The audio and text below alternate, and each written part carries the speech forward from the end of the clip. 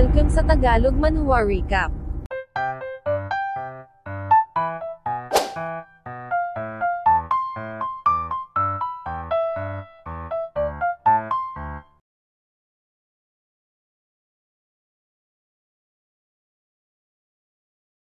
Pagkatapos na manalo ni Chen Fan sa martial arts auction ay tumungo sila sa isang silid kung saan mayroong iniabot ang isa sa mga administrator ng arena. Sinabihan si Chen Fan na pagkatapos nitong umalis sa silid na ito, ipakita lang nito ang card na ito upang maklaim ang kanyang premyo.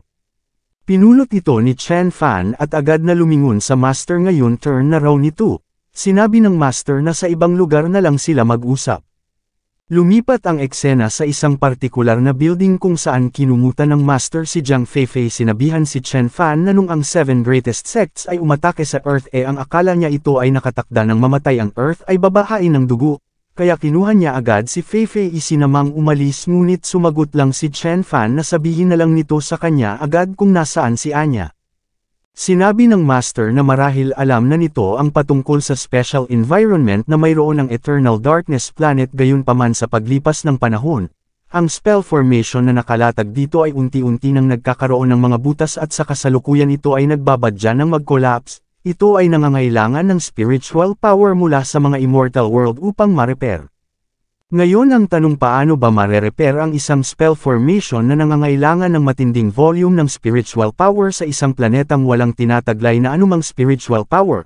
Well, ang mga executives ng mismong planetang ito ay nakaisip ng simpleng solusyon at iyon ay ang hulihin at gamitin ang mga cultivators na hindi naaapektuhan o nagagawa pa ring magamit ang trace ng kanilang spiritual power kahit na sila ay nasa loob ng Eternal Darkness Planet.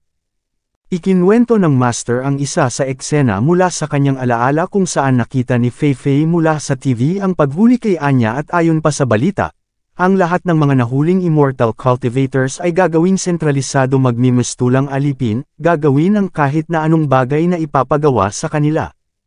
Mula doon ay lumabas na si Chen Fan at sa labas ay sumalubong sa kanya ang tatlo. Immortal Monarch, bungad ni Zhong Ziming, umano'y nakuha na nila ang premyo sa martial arts auction. Sumagot si Chen Fan na maghintay na lang muna sila sa Kubo parking lot, may aasikasuhin lang muna siya saglit. Immortal Monarch, sambit ni Miss Zhong Yaoyao, gusto raw ba nitong samahan niya ito? Idinagdag sa kanyang isip na ang makasama ito sa anumang bagay na gagawin nito ay makapagbibigay sa kanya ng precious na opportunity at experience. Let me see, sambit ni Chen Fan. Well, maaari itong maging useful, ngunit wag daw itong magsisisi. Hindi mariing tugon ni Miss Zhong Yaoyao, umano'y hanggat siya ay makapagbigay lang ng tulong, gagawin niya ang kahit na ano. Thus mula doon ay lumipat ang eksena sa isang partikular na lugar kung saan mapapansing nagkaroon ng disguise si Miss Zhong Yaoyao, at nakatali si Chen Fan. Sinabi ni Chen Fan kay Miss Zhong Yaoyao na wag itong kabahan, wag itong magpakita ng kahinaan. Napahingi ng tawad si Miss Zhong Yaoyao sa kanyang ama at ina, grandpa at grandma. Bago tayo magpatuloy ng hindi magkalabuan, bibigyan muna natin ng konteksto ang move na ito na ginawa ng dalawa. Gaya ng narinig natin kanina mula sa master ni Feifei, hinuhuli ng mga ehekutibo ng Eternal Darkness Planet ang mga cultivators na nagagawang magamit ang kanilang cultivation power sa kabila ng special spell na nakalatag sa planetang ito. Marahil kayang gamitin ni Chen Fan ang kanyang cultivation power at maaaring iyon ang dahilan kung bakit napakadali para sa kanya na manalo sa nangyaring martial arts auction. Hindi niya lang ipinahalata. Well, ayaw kong magbigay ng conclusion, ayaw kong mang-spoil, ngunit kung gagamitin mo ang iyong divine sense upang i-analyze ang mismong eksenang ito, tila ba binabalak ni Miss Zhong Yaoyao na i-handover si Chen Fan sa mga executives ng Eternal Darkness Planet? Sino ang nandyan? Sigaw ng isang guard sabay tuon ng flashlight sa dalawa. Tuluyan ang nakapag-adjust sa sitwasyon si Miss Zhong Yaoyao, nagsabing umano'y narinig niyang ang mga ito ay bumibili ng mga cultivators sa mataas na presyo, kaya hamuli siya ng isa para sa pera. Come in, sambit ng isang boses mula sa loob. Agad na sinigawan ni Miss Zhong Yaoyao si Chen Fan sabay tulak papasok. Bad girl, ngunit sa loob-loob niya'y napapahingi ng tawad kay Chen Fan at tuluyan ng isinarado ng padabog ang pangunahing pinto. Sa loob ay sinalubong sila ng ilan pang mga guards. Sinabi ng isa kay Chen Fan na sumama sa kanila. Hey, sabat ni Miss Zhong Yaoyao, nagtanong kung nasaan na ang bayad niya. huwag kunin ng mga ito ang kanyang kalakal nang hindi nagbabayad. Subalit itinutok lang ng ilang mga guards ang laser ng kanilang mga baril patungo sa kanya. Sumigaw ang isa na matuto itong maghintay, babayaran nila ito pagkatapos na masuri ang kalakal. How dare you, tugon ni Miss Zhong Yaoyao sabay yukot hila palapit kay Chen Fan. Ang pangahas naman daw ng mga itong pagbantaan siya. Well, kung ganun sasabihin niya raw sa mga ito, ang taong ito ay mayroong coded chip sa loob ng katawan, siya mismo ang nag-implant, kaya mas maiging magbayad na muna ang mga ito dahil kung hindi pasasabugan niya ito rito mismo ngayon din na siyang magiging katapusan ng lahat ng mga narito.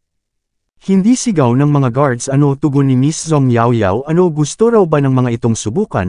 Forget it, sambit ng isang guard. Sumama na lang daw ito sa kanila, dadalhin niya ito sa lugar kung saan nito maaaring makuha ang pera pagkatapos ng inspection. Nagkaroon ng diskusyon ang dalawa patungkol sa mga rules na ibinibigay ng KPIS na umano'y pa-outrageous ng pa-outrageous at ilang sandali pa. Sa loob ng isang silid ay sinabi ng isang guard kay Chen Fan na ilapat ang kanyang kamay sa orb at immobilize ang kanyang spiritual power. Itinali niya ako at sabat ni Miss Zhong Yaoyao ni hindi raw nito kayang tumapos man lang ng isang pangungusap. Ito ay isang loser sa immortal world, tama raw ba? Tinanggal ang taling nakapulupot sa katawan ni Chen Fan. Habang nakatitig sa orb ay napasabi sa kanyang isip na malamang ito ay isang device na sumusukat sa spiritual power na tinataglay ng isang cultivator. Gaano raw ba karami o katinding amount ang ire-release niya? Inilapat ang kanang kamay sa orb sabay release ng spiritual chi. Well, dagdag niya sa kanyang isip. Sa ngayon ang pinakamahalagang bagay lang para sa kanya ay ang mahanap si Anya at masigurado ang kaligtasan nito. Makikita ang pagkabigla ng dalawang guards, mukhang ito raw pala ay isang advanced cultivator. Don't shoot, pighil ng isang guard umano'y kapag nakuha nila ang ganito ka-quality na cultivator, not to mention ang KPIS, sila raw ay magkakaroon ng tsansang makalipat sa mas relax na department. Humakbang na palabas ang ilang guards kasabay ni Chen Fan habang sinabi naman ng isa kay Miss Zhong Yaoyao na sumama sa kanya, nang makuha na nito ang kanyang bayad. Hatugon ni Miss Zhong Yaoyao, mabuti naman kung ganun, at tumungo na nga sila sa kung saan. Makalipas ang ilang sandali sa labas ng pinto ng isang silid ay kapansin-pansin ang ekspresyon ng dalawa. Sinabi ng isa na ang kanilang team leader ay dinidil lang ang isang babae, ngunit magpahanggang ngayon ay hindi pa rin ito lumalabas. Hadugtong ng isa, malamang iyon daw ay nahulog na sa beauty ng babaeng iyon nang biglang bumukas ang pinto at pasigaw na nagtanong ang guard leader kung anong nonsense ang pinagsasasabi ng mga ito. Well, ang babaeng iyon daw ay mayroong ilang abilities, kailangan niyang mag-take ng shot upang mapawi ang kanyang nararamdamang sakit, kaya ang mga ito na lang muna ang magdala doon sa cultivator patungo sa process. Ano, pasigaw na tugon ng isa, gusto nitong sila lang ang magdala sa taong iyon. Team leader, dagdag ng isa, umano'y sila ay walang door card, kaya ang tanging magagawa lang nila ay ang sundan ito. Hay nako, tugon ng guard leader, kung ganun mauna na raw ang mga ito, susunod na lang siya. Ang pag-handle sa cultivator na ito ay ang pinakamahalagang, ngunit nung naglakad na sila siya ang nauna at ilang sandali pa ay narating na nila ang isang partikular na silid. Hey, sambit ng guard leader sa isang opisyal, umano'y mayroon silang dalang high cultivator. Tingnan niya raw ito ng mabuti, at in-emphasize na siya ang nagdala. Mayroong sinabi ang opisyal, ngunit hindi ko na lang i-reveal, pakinggan nyo na lang ang sasabihin ni Chen Fan sa loob ng selda. Mula doon ay inihatid na nila si Chen Fan sa kanyang selda at tuluyan ng iniwan. Sa loob ng selda ay napasabi si Chen Fan sa kanyang isip na ang lalaking iyon kanina ay mayroong sinabi patungkol sa pagpako sa dantian, pag-prohibit sa flow ng spiritual chi. Ang torture ay mas malala pa sa kamatayan. Dinanas din daw ba ni Anya ang ganitong bagay? Lumabas si Chen Fan upang tingnan ang ilang selda. Nadaanan niya ang isang bilanggong cultivator na paulit-ulit na sinasambit na patayin na lang siya ng mga ito. Habang tumawa naman ang isang bilanggo, umano'y mayroon na namang isang tangang cultivator. Bilis-bilis sigaw ng isa pa kay Chen Fan, atakihin na raw nito agad yung mga guards. Hayaan nitong patayin siya ng mga iyon. Hayaan nitong patayin siya ng mga iyon nang biglang nakuryente ang kanyang katawan at mapapansin ang presensya ng dalawang individual. Sinabi ng isa na mag-inject ito ng 10 grams ng adrenaline sa taong ito, ngunit sinabi ng isa na ano raw ba kaya kung gawin na lang nilang 20? After all, ito ay isang cultivator, hindi naman siguro ito mamamatay. Hindi sambit ng isa kapag ito raw ay namatay sila ang sisisihin ng mga nasa itaas nang biglang nagsalita si Chen Fan sa likod nila nagsabing nagbago na ang isip niya sabay release ng chi. Winasak ang espesyal na posos na nakagapos sa kanyang mga kamay sumigaw na overthrow niya ang dark planet na ito, gagawing literal na eternal darkness. Sa isang silid naman ay makikita ang babaeng ito. Inangat ang bote ng alak at nagsabing yung mga mababantot na mga kalalakihang ito hinuhuli ang mga immortal cultivators upang kuhanan ng spiritual power na gagawing pantapak sa loophole. What a waste! Uminom at idinagdag na ang maramdaman ng spiritual power mula sa heart blood ng mga immortal cultivators na iyon ay ang true enjoyment, lumalabas na ang iniinom niya ay hindi pala alak, kundi dugo ng isang immortal cultivator. Ilang sandali pa ay maririnig ang pagkatok mula sa pinto pasigaw na nagtanong ang babae kung ano iyon. Warden tugon ng guard sabay bukas umano'y mayroong nangyayaring hindi maganda, ang mga cultivators ay nag-aalsa. Hatugon ng babaeng warden hindi raw ba't ang lahat ng mga cultivators dito ay half-dead na kaya paanong nangyaring ang mga ito ay nakakapagsanhi pa ng gulo. Tumungo sila sa control room. Habang nakatitig sa mga screen ay napadila sa kanyang lobby ang babaeng warden nagsabing ang eksistensyang ito ay mas malakas pa sa isang advanced cultivator, idinagdag sa kanyang isip na malamang ang dugo nito ay higit na mas masarap. Sinabi niya sa isa na ang kanilang cell area ay mayroong super S-level security shutdown nila ang lahat ng mga passages angat sa maximum ang kapangyarihan ng dueling device, hulihin ng mga ito ang taong iyon ng buhay umano'y inuulit niya, buhay. Thus sa mga selda ay nagsitumbahan na ang ilang mga cultivators dahil sa pagtindi ng restrictive power na iniimit ng dueling device na nasa kanilang katawan. Tinanggal ni Chen Fan ang dueling device na nasa katawan ng isang cultivator, Ainul Alayan. Sinabi ng cultivator kay Chen Fan na silang lahat na narito ay nilalagyan ng pakong bakal tinatanggal at ina-adjust isang beses sa isang linggo, at ginagamitan ng special equipment upang kolektahin ang kanilang mga spiritual energy. Pagkatapos nun ay ibinabalik nila ang pakot kina kondado iyon daw ay napakasakit. Nagtanong si Chen Fan kung ganoon din ba ang ginagawa sa mga babaeng cultivators, saan ikinukulong ang mga babaeng cultivators. Sumagot ang cultivator na ang mga babae ay wala rito. Ang mga iyon ay ikinulong ng Demoness sa mas sentralisadong lugar siya raw ay nagtataka kung mas malala pa ang kapalaran ng mga iyon. Sumabat ang isa na itinaas ng mga iyon ang kapangyarihan ng spiritual energy suppression device at may paparating na mas marami pang guards. Fellow Taoist saad ng isa ang mga iyon ay hindi nito male iligtas ang mga babaeng cultivators ang tinutukoy niya umano'y ang mga iyon ay hindi nito male iligtas ngunit para sa kapakanan ng katotohanang sila ay kapwa cultivator. Pakiusap palayain siya nito. Subalit sumigaw ang isa na wag na itong mag-alala pa patungkol sa kanila umalis na ito rito. Idinagdag ng isa na wasakin na lang nito ang hayop na boundary na iyon, wasakin ang Eternal Darkness Planet at ipagiganti sila. Ngunit Ainul Alayan lang na tumayo ni Chen Fan ang isa't nagsabing ang mga cultivators ay yung mga lumalabat sumasalungat sa batas ng kalangitan kaya paanong nangyayaring ang mga ito ay nawawalan ng will. Nag-perform ng isang teknik at idinagdag na kunin ng mga ito ang kanilang sariling paghihiganti, wala siyang pake. May God sambit ng isa na patanong kung anong uri ng resilience at vitality ito. Lumalabas na si Chen Fan pala ay nag-perform ng isang teknik na nag-aalaw upang magamit nila ang kanilang mga spiritual energy, tinanggal ang restrictions na dulot ng special spell na nakalatag sa himpapawid ng Eternal Darkness Star. Idinagdag ng isa na bukod pa doon nararamdaman niyang lumuwag ang barrier sa kanyang realm, ang ibig niyang sabihin siya ay nasa bingit na ng pagbi-breakthrough. Sumigaw ang dalawa na pabagsakin nila ang bilangguang ito pabagsakin ang planetang itong kumakain ng tao. Hey, tawag ng isang cultivator sa ating bida nagtanong kung ano ang pangalan nito. Hindi ko alam kung sumagot ba si Chen Fan ang natitiyak ko lang ay inangat niya ang kanyang kaliwang kamay nagpatuloy sa paghakbang at makalipas ang ilang sandali. Nagtaka ang mga bilanggo dahil sila ay tinutulungang tumakas ng isang guard habang sa kabilang dako naman, nagtanong ang isang guard kung nasaan ang lahat ng mga babaeng cultivators. Ano pasigaw na tugon ng isa nagtanong kung papaanong hindi nito alam who the hell daw ba ito. Hasambit ng guard talagang hindi niya raw maaaring sayangin ang arrangements na ginawa sa kanya ng Immortal Monarch upang matanggal ang spiritual power suppression, Mukhang ito ay isa sa mga cultivators na tinulungan ni Chen Fan kanina, ngunit maaari rin namang hindi.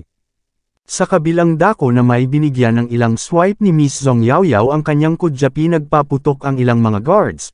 Ngunit sinabi lang ni Miss Zhong Yaoyao na mayroon siyang kantang tutugtugin para sa kanila sabay kuskus sa kanyang kudyapi na nagdulot ng pag-release ng mga sound waves.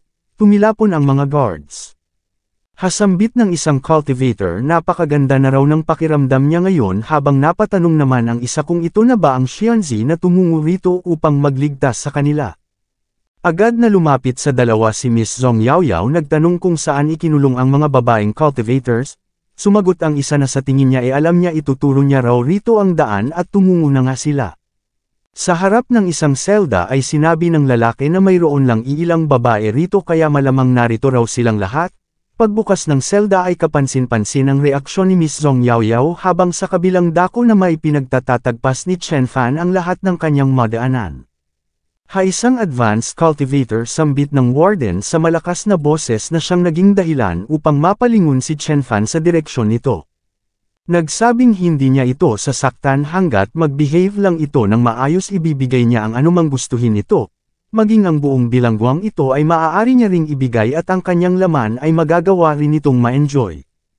Idinagdag na kung ibibigay nito sa kanya ang kanyang heartblood, ito na ang magiging hari ng bilangguang ito. Gayunpaman, nagpakawala lang ng isang fist art si Chen Fan patungo sa bakal na pinto, lumalabas na mukhang nasa likod ng pinto ang warden.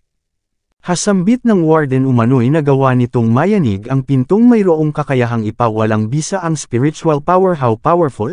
Gayunpaman hanggang dun lang.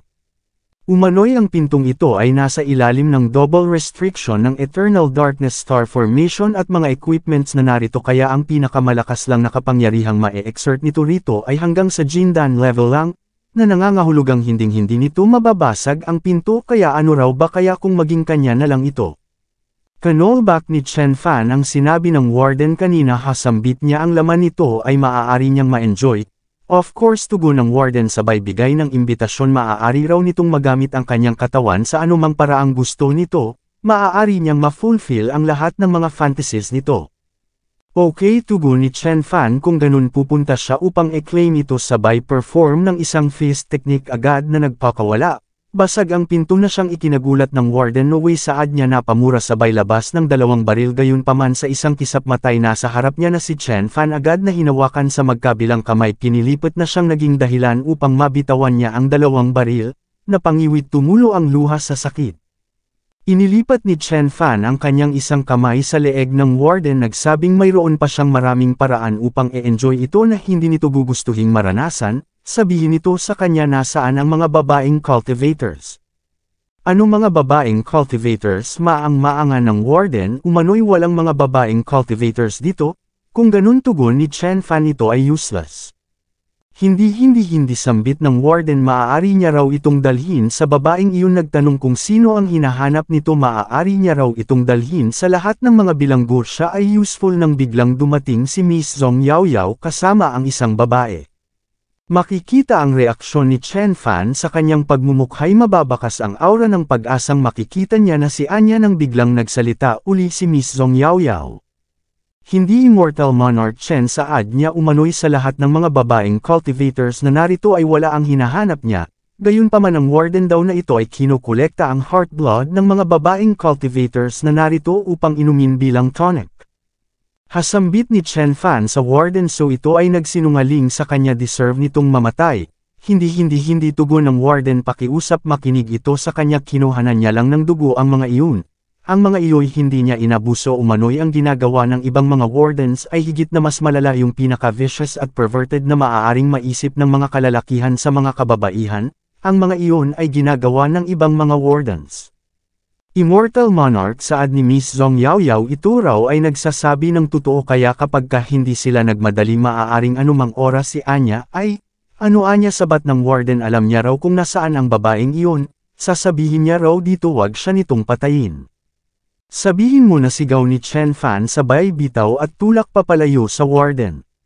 Dahan-daang bumangon at nagsabing si Anya ay isang napaka-rare na female advanced cultivator, kaya nung araw pa lang na mahuli ito ay direktang dinala sa bahay ng Great President ng Eternal Darkness Planet. Idinagdag na maaari niya itong dalhin doon, alam na alam niya kung nasaan ang bahay ng Great President, iyon ay mas secure pa kaysa sa kanyang maliit na bilangguang ito at ang mga dueling equipment doon ay. Gayunpaman hindi na siya pinatapos pa ni Chen Fan, may kung anong tumama sa kanya na tila ba hinugot ni Chen Fan mula sa dibdib ng babaeng cultivators. Hindi ko alam kung ano ang nangyari. Ang masasabi ko lang ay natanggal na yung kung anong bagay na nakabaon kanina sa dibdib ng babaeng cultivator. Sinabi ni Chen Fan kay Miss Zhong Yaoyao na pagkatapos nitong ma-raid ang buong lugar na ito, dumiretso na ito agad sa parking lot.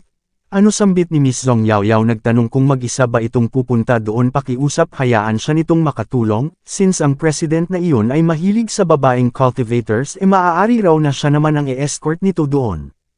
Subalit tinanggihan ito ni Chen Fan, umano'y sa nangyaring gulo rito hindi magtatagal ito ay makakarating na sa kaalaman ng President's Office. Napaka-imposible na ma-execute pa nila ang parehong infiltration plan. Isa pa, wag daw itong mag-alala, hindi niya ito paghihintayin ng matagal at agad na lumipad palabas ng planeta. Sa itaas na bahagi ng planeta ay humintot, nagsabing ang Stargard Formation ng Eternal Darkness Planet ay hindi naiiral pa pagkatapos ng araw na ito. Agad na nagpakawala ng Divine Fist si Chen Fan patungo sa special spell, subalit tila ito ay walang naidulot na pinsala, at may napansin siya. Umano'y sa loob ito ay nagdi-deprive ng spiritual power, ngunit sa labas ito ay humihigop ng spiritual power.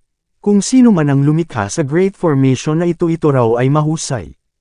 Agad na inactivate ang kapangyarihan ng kanyang unification power at imperishable golden body, maging ang kanyang nine-form divine power. Inangat ang kaliwang paa, naghahanda ng basagin ang formation, nang biglang mayroong sumigaw ng tigil, makikita ang pagdating ng ilang mga battleships. Sino ito? Dagdag pa ng isa, ang lakas naman daw ng loob nitong magtangkang e-provoke ang Eternal Darkness, umano'y ang kanyang guards ay connected sa Stargard Formation, hindi sila nito kayang labanan ng mag-isa, ngunit sinabi lang ni Chen Fan na ang mga ito'y grupo lamang ng mga palakas sa balon sabay activate sa kapangyarihan ng Xuanwu. Hahalimaw sigaw ng isa sa kanyang pagkagulantang habang sinabi naman ng isa pa na tumahimik ito, wag itong magpanik. Well, sila nga'y hindi na nagpanik at tuluyan ng tumahimik, sapagkat ang kanilang eksistensya ay nabura sa presensya ng universo nang magpakawalan ng isang roar ang Xuanwu. Muling itinuon ni Chen Fan ang kanyang pansin sa planeta, so ito ay humihigop ng spiritual power. Ngayon titingnan niya kung gaano karami ang kaya nitong higupin. Inactivate ang lahat ng mga core cultivation arts na mayroon siya't pinag-isa, tuluyang binasag ang special spell formation na nakalatag sa outer layer ng Eternal Darkness Planet na nagdulot ng pagyanig sa buong planeta. Nagtaka ang mga tao na patanong kung ano ang nangyayari, ito raw ba ay isang lindol? Imposible, sigaw ng iba, umano'y ang Eternal Darkness Planet ay hindi nagkaroon ng anumang lindol sa nagdaang daan-daang taon, habang sa bilangguan naman ay ikinatuwa ito ng mga bilanggong cultivators sapagkat ang kanilang spiritual power ay bumalik na at mula doon ay bumaba si Chen Fan sa harap ng isang partikular na mansyon. Dito'y agad siyang sinalubong ng mga guards, nagtanong kung sino siya, enemy attack, dagdag pa ng isa habang sinabi naman ng isa pa na mayroong assassin. Ha-assassin, tugon ni Chen Fan sa patanong na tono, sabay flick pinasabog ang mga guards, at nagpatuloy sa paghakbang. Siya'y nagpatuloy sa paglalakad sa loob ng mansyon hanggang sa marating niya ang isang partikular na pinto at nang ito'y kanyang buksan, ang eksenang bumungad sa kanya'y ipinagsisindi ng tabako ni Anya, ang president. Sister Anne, sigaw ni Chen Fan na siyang umagaw sa pansin ni Anya at agad na napalingon sa kanya. Gayunpaman kapansin-pansing wala itong ipinapakitang anumang reaksyon. Sir, bungad niya kay Chen Fan, nagtanong kung mayroon ba itong appointment. Sinabi ng president na ito ay walang appointment, ito ay nag-barge in dito upang lumikha ng gulo. Pinakiusapan ni Anya si Chen Fan na umalis, ngunit minura lang ni Chen Fan ang president. Nagtanong kung kinokontrol ba nito si Anya, sabay pakawala ng isang finger art, ngunit nagawa itong maharang ng president gamit ang isang protective formation. Sinabihan si Chen Fan na ito ay hindi qualified na mag-decide patungkol sa kanyang buhay at kamatayan. Hasambit ni Chen Fan, so ang dueling president daw pala ng Eternal Darkness actually ay isang cultivator? No wonder na nagawa nitong makapag-come up ng ganoong paraan sa pag-repair sa formation. After all, ang mundo ng immortal cultivation ay ang tunay na mundo ng mahihina't malalakas. Kid, tugon ng president, ito raw ay napakabata pa, napaka-stupid at napakahina. kaya paano naman daw ba nito mauunawaan ang arrangements ng mga gods na nakatayo sa tugatog ng universo? Siya, ang president, ay isa lamang pawn, habang ito naman ay mas mababa pa sa alikabok. Hilhim utos niya kay Anya na agad naman itong sinunod kapansin-pansin ang nangyari sa kamay ni Anya mula rito'y maririnig ang sunod-sunod na putok kasabay ng paglipad ng mga bala patungo kay Chen Fan na napakadali niya lang hinarang. Hindi ko alam kung ano ang nasa puso't isip ni Chen Fan sa sandaling ito. Sinabi ng president na sa kombinasyon ng pundasyon ng isang cultivator at biotechnology ng Eternal Darkness Planet, sila ay mayroong kakayahang makapag-produce ng higit na mas malakas na kapangyarihan. Sumugod si Anya nagpakawala ng isang sipa sister ang sigaw ni Chen Fan sabay sangga. Napaatras si Anya at pagtupi ng kanyang tuhod ay nangyari yung parehong bagay na nangyari sa kanyang kamay kanina. Mula rito ay kumawala ang isang dambuhalang bala sumabog patungo kay Chen Fan. Sister An sambit ni Chen Fan pagtila ng usok gaano katinding sakit ang dinanas nito upang ma-achieve ang ganitong transformation at sa lahat ng mga experiments na pinagdaanan nito. Sister patawad at late na ang pagdating niya, niyakap at idinagdag na wag itong matakot ililigtas niya ito, gayon pa may tila bagay hindi alintana ni Anya ang sentimiento ni Chen Fan inangat ang kanang kamay at direct ang pinaputukan si Chen Fan sa mukha ngunit nagcast lang si Chen Fan ng kung anong teknik na siyang naging dahilan upang mawala ng malay si Anya, sinalot isinilid sa item. Hasambit ng president lumalabas na mukhang ito raw pala ang nagdulot ng pagkawasak ng bilangguan at pagkawasak ng star protection formation, ito raw pala ay something. Hatugon ni Chen Fan lumalabas na mukhang ito ay walang pakialam sa kasalukuyang nangyayaring gulo sa planetang ito, ngunit pinatay lang ng president ang kanyang tabako at nagsabing ang kaguluhan ay higit na mas maigi kaysa sa kaayusan, ito ay napaka-stupid at napaka-naive kaya iyon ay hindi nito maiintindihan. Gayunpaman ayaw niya rong makipag-usap sa malapit ng mamataying maliit na langgam, kaya patawad at hindi niya ito matuturuan. Hapatanong na tugon ni Chen Fan turuan siya, iyon ay hindi nito deserve sabay na nag-release ng Da Vinci ang dalawa na siyang naging dahilan ng pagkawasak ng buong mansyon. Pagtila ng usok ay sinabi ng president kay Chen Fan na kung ganun makikipaglaro siya rito tinawag na Little Yuanying si Chen Fan, sana lang daw ay wag itong mamatay agad. Lumipad at nagcast ng kung anong teknik sabay pakawala ngunit sinalubong lang ito ni Chen Fan nagtanong kung ito na ba ang pinagyayabang nito, sabay konekta ng isang suntok sa pagmumukha ng president. Hasambit nito mukhang ito raw pala ay mayroong skill sabay infuse ng chi at summon ng isang spiritual weapon na tinawag niyang Protector of Equality. Sa ngalan ng hustisya ito raw ay makipaglaban para sa kanya sabay was-iwas mula rito'y kumawala ang ilang mga sibat sumugod patungo sa ating bida. Gayunpaman ang pigilan ito'y child's play lang para kay Chen Fan ibinalik ang isang sibat na direktang tumama sa dibdib ng president na pabulwak ng dugo. Ano sambit niya sa kanyang pagkabigla ano ito immortal chi? Nagtanong kung ito ba ay mayroong communication sa immortal world o kaya naman ito ay isang immortal na ipinadala sa lugar na ito. Ngunit sumagot lang si Chen Fan na ang taong patay na ay hindi na kailangang magtanong pa. Teka lang desperadong sigaw ng president wag siya nitong patayin pag-usapan daw nila ito.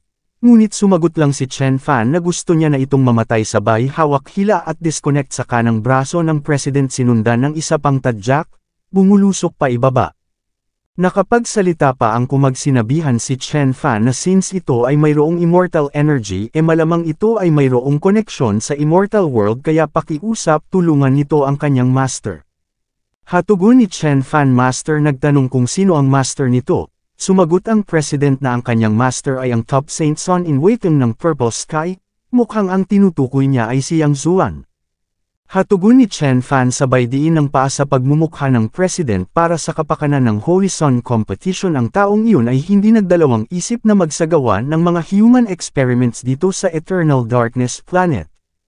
Hindi sambit ng president umano'y siya ay ang responsable sa lahat ng bagay na nangyayari dito sa Eternal Darkness hindi ang kanyang master.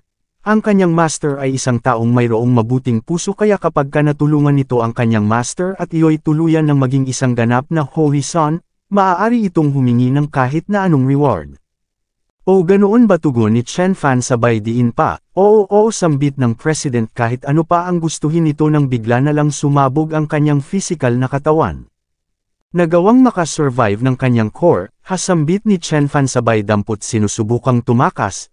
Nagtanong kung papaano nito magagawang mapamahalaan ang bituing ito at maisasagawa ang lahat ng bagay na ito nang wala ang arrangements at pahintulot ng taong iyon. Ang taong iyon ang ituturing niyang responsable sa nangyari sa kanyang sister Anne at ang pagtutuunan niya ng kanyang paghihiganti. Hindi sigaw pa ng president ngunit talagang hindi na dahil tuluyan ng dinurog ni Chen Fan ang kanyang core. Sa kabilang dako naman ay mayroong nangyayaring sunod-sunod na pagsabog, luksambit ng isa umano'y mayroong 3 cultivators banda roon at ang 2 sa mga ito ay mga babae kaya tiyak na madali lang daw nilang madidil ang mga ito kunin nila ang starship ng mga ito at tumakas na sa planetang ito. Subalit sinabi lang ng kalbo na ito ay nababaliw na tingnan daw nito ng maayos ang mga iyon. Definitely ang mga ito raw ay mga taong hindi nila maaaring maano gusto raw ba nitong maging kabilang sa mga bangkay na nagkalat dito, nang biglang mapansin ni Miss Zhong Yaoyao ang kanilang presensya sa isang swipe lang ng kanyang kudyapi tinapos ang 2. Sister sambit ni Zhong Ziming bakit nito ginawa ang bagay na iyon ang mga iyon ay napakalayo lang naman, ngunit sumagot lang si Miss Zhong Yaoyao na kahit na at kapansin-pansin ang katamlayan ng kanyang ekspresyon. Napapigil ng tawa si Chief Luo umano'y ito raw ay na-depress dahil hindi niya kasama ang Immortal Monarch, nang biglang bumalik na si Chen Fan. Pagbaba ni Chen Fan ay agad na sumalubong si Miss Zhong Yaoyao nagtanong kung ayos lang ba ito na rescue ba nito ang taong hinahanap niya, o tugon ni Chen Fan at nagsabing umalis na sila napangiti si Miss Zhong Yaoyao at umalis na nga sila sa Eternal Darkness Planet Lulan ng Starship. Makalipas ang ilang sandali sa loob ng starship sa isang partikular na silid ay inilabas ni Chen Fan si Anya mula sa item inihiga sa kama, nagsabing ito ay ang kanyang sister isa sa kanyang pinakamahalagang kamag-anak. Ang katawan nito ay binago ng husto ang mga meridians ay naging mechanically intertwined at higit sa lahat, sumabat si Miss Zhong Yaoyao na magagawa niya namang maibalik sa dati ang katawan nito hindi raw ba? Well tugon ni Chen Fan kailangan niya munang mag-isip ng paraan sa bycast ng protective formation, sinabihan si Anya na magpahinga ito nang mabuti hindi niya na uli ilalagay pa sa panganib ang buhay nito.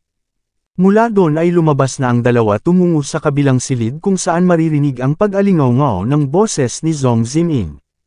Sumigaw na hindi ito maaaring lumabas sumagot ang babaeng boses na ngunit siya ay naso-suffocate na at isa pa gutom na siya. Ngunit sinabi lang ni Zhong Ziming na bumalik na ito ngayon din sa kanyang silid dahil kapag ka napag-alaman ni Immortal Monarch Chen ang patungkol sa presensya nito ito ay mamamatay dugtong ni Chen Fan, Immortal Monarch Chen pautol na sambit ni Zhong Ziming sabay lingon. Ziming sigaw ni Miss Zhong Yaoyao nagtanong kung papaano at kailan nito nadala ang babaeng ito rito sa starship nung siya raw ba ay sumama kay Immortal Monarch Chen sa prison. Lumalabas na ang babaeng ito pala ay yung babaeng sumalubong sa kanila nung pagbaba nila sa Eternal Darkness Planet ilang araw na ang nakararaan. Sambit ni Zhong Ziming after all ito raw ay ang siyang nagsabi sa kanila patungkol sa martial arts auction at talagang ito raw ay walang anumang spiritual power. Kaya ito ay hindi magiging threat sa kanila isa pa nagmakaawa ito sa kanya kaya ignorant sigaw ni Miss Zhong Yaoyao sabay sampal sa pisngi ni Zhong Ziming kahit na ito pa ay isang cultivator ano naman, magagawa raw ba nitong masaktan si Immortal Monarch Chen gayunpaman kapag ka ito ay mayroong dalang mga explosives at nagdulot ng pinsala sa kanilang starship na magiging sanhi upang madelay ang paglalakbay ni Immortal Monarch Chen kaya raw ba nitong i-take ang responsibility? Agad na lumuhad nakiusap at nagmakaawa si Zhong Ziming sa harap ni Chen Fan. Gayunpaman sinabi lang ni Chen Fan na naramdaman niya na ang presensya nito pagkatapak niya pa lang sa starship wala siyang pakiwag itong mag-alala, isa pa maaaring kakailanganin niya ito later. Bumaling si Chen Fan binuksan ang bintana at pinagmasdan ang karagatan ng mga bituin, nagsabing ang susunod nilang destinasyon ay ang Starfield kung saan matatagpuan ang 5 Elements Immortal Sect. Nang mapag-isa na si Chen Fan ay inilabas niya ang putol na espada at isa pang bahagi ng putol na espada na napanalunan niya sa martial arts auction. Napatanong sa kanyang isip kung papaanong nangyaring ang immortal level treasure na ito ay inilagay ng ganun-ganun lang sa heavenly life and death stage sa isang planetang walang spiritual power upang pag-agawa ng mga taong naroon ang mga iyon daw ba ay hindi aware o mayroon silang ibang plano, pag-iisahin niya raw ba ito o gagamitin ng hiwalay? Kailangan niya itong pag-isipan ng mabuti. Sa kasalukuyan ay nasa kanya na ang Three Immortals Body, ang kapangyarihan ng First Yuan at 9 Complete Transforming Immortal Will. Nasa kanya na rin ang Divine Soul's power at kakayahang ma-weld ang mga immortal weapons. Bukod pa dun siya rin ay mayroon ng kakayahang kontrolin ng time at space sa pamamagitan ng pagbigkas ng Suyu. Kaya sa ngayon, not to mention ang Firstborn, kahit na ang mga Soul Formation Cultivators ay walang panama sa kanya. Ang 5 Elements Immortal Sect ay mayroong cultivator na naabot na ang Void Returning level. Maaaring siya ay hindi mananalo dun ng ganoon kadali at bukod pa dun kailanman ay hindi siya sumailalim sa dekadang seclusive cultivation upang dahan-daang ma-accumulate ang kanyang breakthrough time at isa pa, mayroong mystery rito. Sa timeline na ito ay hindi niya pa namimit ang anak ng Azure Emperor, ngunit sinasabi ng mga cultivators ng 5 Elements Immortal Sect na ito ay patay na. Bakit? Ito raw ba ay dahil sa ang kapalaran nito sa timeline na ito ay tuluyan ng nagbago, o iyon ba ay dahil sa ang kanyang reinkarnasyon ay nagdulot ng disruption sa cause at effect ng time at space, at ngayong tinataglay niya na ang longevity body na mayroon ng Azure Emperor, siya ay natatakot na ang account na ito ay mananatili na sa kanyang isip. Kailangan niya ng opportunity, isang opportunity kung saan mabilis siyang makakapasok sa realm ng soul formation. Sa isang silid kung saan naroroon si Anya ay tumutugtog ng musika si Miss Zhong Yaoyao gamit ang kanyang kudyapi. Napasabi sa kanyang isip na ang babaeng ito ay isa sa mga closest relative ng Immortal Monarch, isang napakahalagang tao na ililigtas ni Immortal Monarch Chen anuman ang mangyari kahit na kailangan pa nitong wasakin ang isang buong planeta. Kinaiinggitan niya raw ito dahil sa ito ay isinilang sa isang pamilya na pinuprotektahan ang kanilang mga mahal sa buhay habang siya ay isa lamang outcast sa kanilang family nang biglang pumasok si Zhong Ziming. Nagtanong si Miss Zhong Yaoyao kung ano ang ginagawa nito rito, hindi raw ba't sinabi niya nang umalis ito at magnilay-nilay. Hey sister, tugo ni Zhong Ziming, nagtanong kung ano ang silbi nun. Mas practical raw kung direkta mong punan ang nagawa mong pagkakamali. Si Lisa yung babaeng dinala niya rito mula sa Eternal Darkness Planet, hindi raw ba't sinabi ni Immortal Monarch Chen na ito ay magiging useful sa kanya? Well, iyon daw ay totoo dahil si Lisa ay napakagaling sa pagluluto. Sister, tikman daw nito ang luto ni Lisa, ngunit isang kaltok lang ang natanggap niya kay Miss Zhong Yaoyao nang bigla silang may napansin. Agad na inutusan ni Miss Zhong Yaoyao si Ziming na tumungo sa silid ni Chen Fan, at ganoon na nga ang ginawa ni Ziming. Don't panic, sambit ni Chen Fan pagdating ni Ziming at sabay na lumipad palabas ng starship kung saan nag-aabang ang grupo ni Yang Zuan. Shen Baixuan, sambit nito, siya raw ay narito upang bigyan ito ng regalo. Sa susunod na palitan ng kataga ay mapag-aalamang hindi pala si Yang Zuan yung tinutukoy ng president na kanyang master, at kapansin-pansin ding tuluyan ng na-reshape ng isang servant ni Yang Zuan ang kanyang katawan. Hatugon ni Chen Fan ang kumatok ito sa pinto ng iba. Sa ganitong paraan ito raw ay medyo impolite, hindi isang regalo. Hatugon ni Yang Zuan umano'y pagkatapos niyang makuha ang treasure na ito hindi na siya makapaghintay pa na puntahan ito at ibigay ito sa kanya ng direkta. Idinagdag na gusto niya itong pasalamatan sa ginawa nito sa Eternal Darkness Planet, sa ginawa nitong pag-discuss sa Purple Cloud Monarch. Talagang siya raw ay binigyan nito ng pabor. Well, saad ni Chen Fan, talagang mayroon daw siyang score na kailangang isettle sa Purple Cloud Monarch, ngunit hindi kay Yang Zuan. Okay, saad ni Yang Zuan, more or less alam niya raw ang pagkamainipin nito kaya rerekta na siya sa punto. Sinabihan ng kanyang babaeng servant na ilabas ito. Inilabas ng babaeng servant ang isang artifact, binuksan at kumawala ang isang divine soul. Sinabi ni Yang Zuan na tao nito ang isang ito, hindi raw ba? Mapag-aalamang ito ay parte ng kaluluwa ni Master Zaiyan, ang original na Dragon Hall Master na dinaglaon ay naging tagasunod ni Chen Fan at naging protector ng Baekhyong. Isa sa mga hinahanap niya, isa sa mga naglaho noon sa Earth. Mapapansin ang aura ng inis sa pagmumukha ni Chen Fan. Sinabihan si Yang Zuan na ngunit ito ay divine soul lamang ni Zaiyan. Ano, hindi raw ba kaya na ito ay, hindi tugon ni Yang Zuan, siya raw ay walang kinalaman dito. Gusto niya itong bigyan ng clue nung nakaraan ngunit tinanggihan siya nito, kaya siya na lang mismo ang personal na naglakbay upang sundan ang mga clue at nang matagpuan nila ito ay nasa ganitong estado na.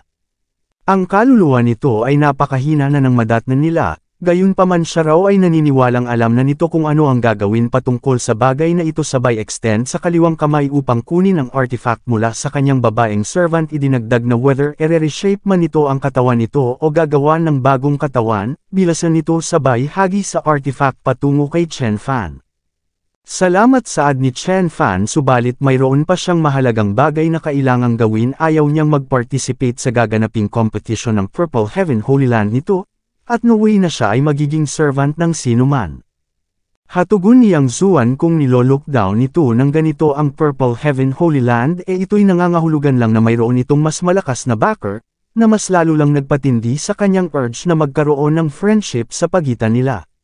Well, dagdag niya sabay talikod, hindi niya na i-delay pa ang business nito, magkita na lang sila sa susunod na pagkakataon, kung iyon ay bibigyang pahintulot ng kapalaran at tuluyan nang umalis ang tatlo.